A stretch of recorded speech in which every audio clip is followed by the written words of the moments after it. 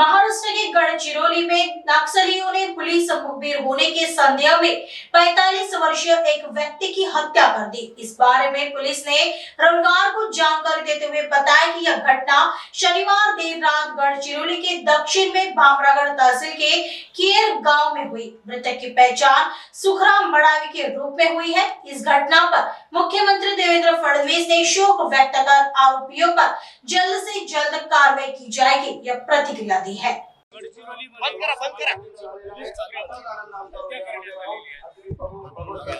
एक माजी सभापती आहेत त्यांची हत्या करण्यात आलेली आहे आणि त्या ठिकाणी जो काही कागद माओवाद्यांनी ठेवला आहे त्यात पोलिसांचा खबऱ्या असल्याबद्दल त्यांच्यावर आरोप करण्यात आलेला आहे।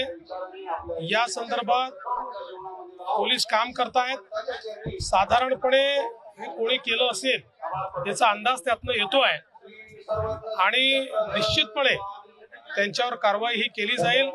आज गडचिरोलीमध्ये एक प्रकारे माओवादी निराश झालेले आहेत, कारण सातत्याने माओवादी सरेंडर करतायत, जे सरेंडर करत नाहीत ते न्यूट्रलाइज होत आहेत।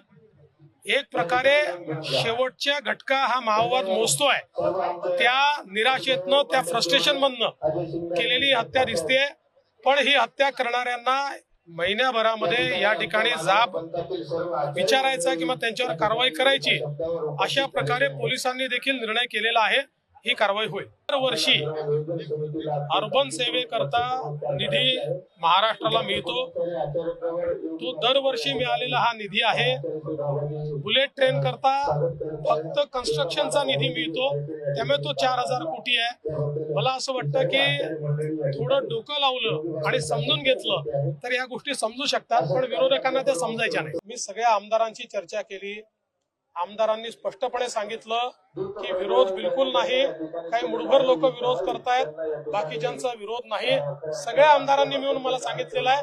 एवढंच नाही तर ते कृती समितीला घेऊन आमच्याकडे येणार आहेत। कृती समिती देखील सांगणार आहे की आम्हाला हा महामार्ग पाहिजे।